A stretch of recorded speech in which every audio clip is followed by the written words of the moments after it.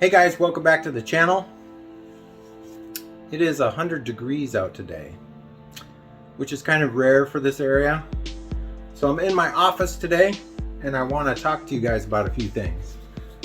There has been rumors, misinformation, and all kinds of lies going around about the 621 mile service indicator on these Svartpilen bikes. Now, I just hit mine today, and as you can see here, we are downloading the video from that, along with a couple other surprises that I ran into on my way to work. But I'm going to share with you my personal experience and what you should expect when you go in for your service. Now, I have a service scheduled, my first service scheduled on Saturday. So I will be sharing my experience with you guys on that, and if there's any noticeable differences on the bike after I get the bike back. But let's start off with some footage. I'll show you what happens when you get to 621 miles. It's kind of not a big deal, and it kind of is, but check it out.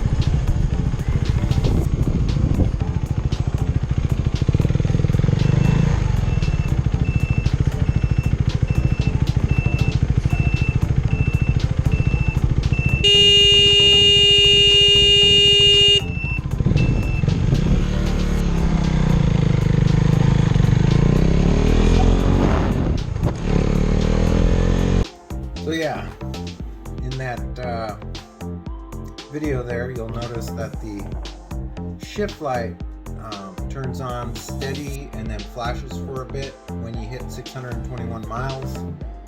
It's not on for very long. Also in that short video clip, you'll see that I almost dropped my bike coming into a parking spot this morning. When I turned the steering all the way to one side and I hit the brake a little too hard, threw me off balance. It's the first time that's happened. Something I need to be more cognizant and aware of. Also, leaving work today, I'm not sure what that truck driver was thinking. He just stopped in the middle of the road and try to do a 3-point turnaround and back right into me. Like, what are you thinking? Doesn't make sense. People are crazy. You really got to watch out for yourself when you're on a bike. I'm going to go into something that is one of the rumors that people talk about, or we're basically going to approve or disprove what this says. So let me show you what I'm talking about here. So basically, you have a shift warning light, right? Now, mine was turning on at 6,500 RPM. They really don't want you going above 7,000 RPM when the break-in period is active. But yeah, it would flash at 6,500 and I would shift. I've never been able to get into the shift light configuration screen. Some people are saying that when you hit 621 miles, that becomes active. So we're gonna go out to the bike right now and we're gonna test to see if you can actually get into the shift warning light after the 621 mile threshold is met on one of these bikes. So let's go out and do that. Okay, here we are out at the bike. And turn the bike on. Kill switch is off. We're at the main screen here. We're gonna hit mode until we get to a trip screen. There's trip 1.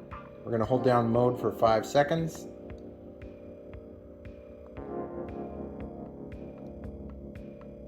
And that brings up your RPM selection screen. So you can use the set button to bring it down.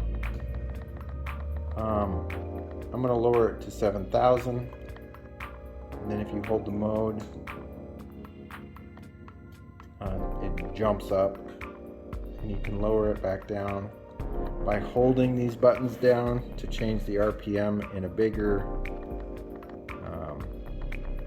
jump, I guess you could say. So we'll leave that at 7,000, and then we'll go to the other shift light indicator, and we will lower this to, let's say, I don't know, 8,000 looks about as low as you can go with it. So we'll leave that there.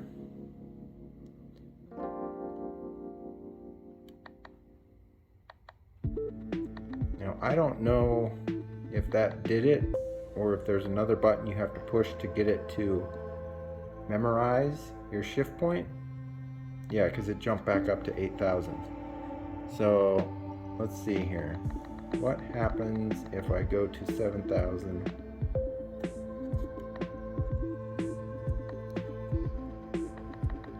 And then just hold. This is going to be hard to do with the phone in my hand since both of these are really hard to press.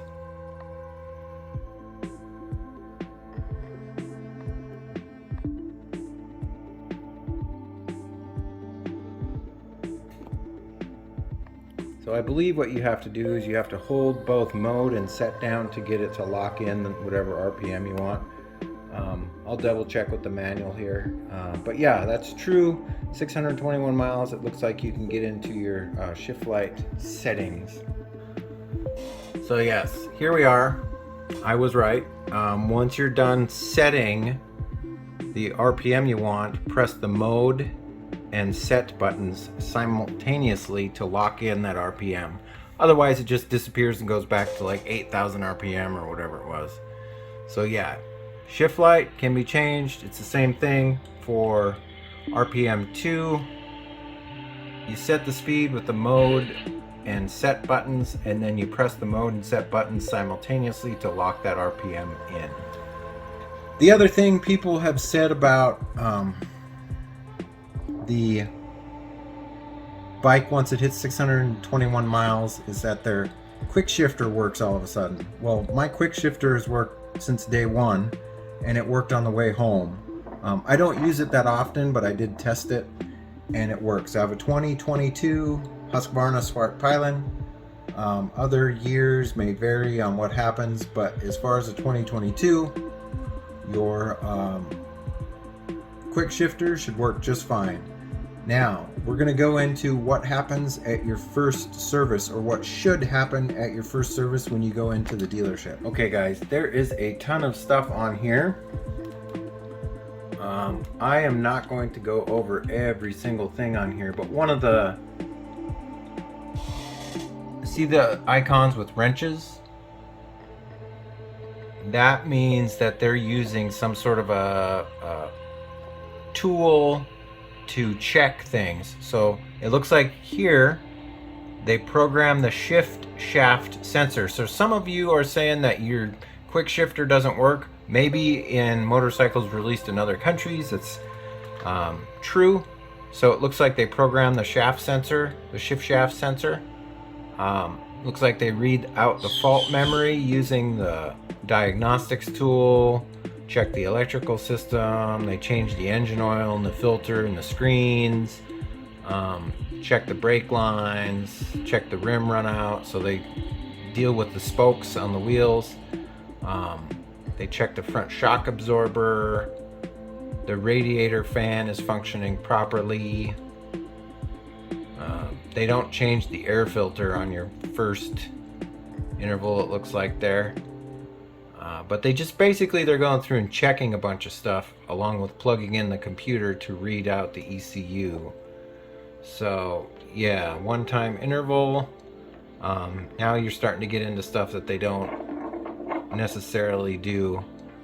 They're checking the antifreeze, empty the drainage hoses, doing all that stuff. So I know there's been a lot of internet myths and rumors and misconceptions and my bike that, but what I'm finding out that it really wasn't that big of a deal when I hit that 621 mile mark, and yeah, it's not very dramatic. I don't know why some people make it very extremely dramatic. It's a, you know, just part of what's going on. I will update you guys after my service this Saturday, and let you know firsthand if I notice anything different.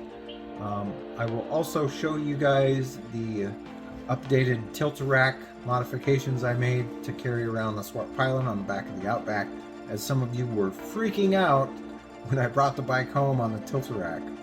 We've been using that thing for years. It works great, it's strong. Anyhow, since we're not using it on the truck anymore, I modified it so it would work a little bit better on the Subarus. But other than that, I think that's probably going to be it for this episode, guys. If you liked this episode, give me a thumbs up. If you're not subscribed yet, I'd love to have you as a subscriber. As always, you're going to want to stay tuned. We have some adventures coming up, adventures with Abel, and a couple other tricks up my sleeve as far as the Svartpilen goes. But other than that, I hope you guys are staying safe, taking care of each other, and as always, I will catch you next time. See you later. Bye-bye.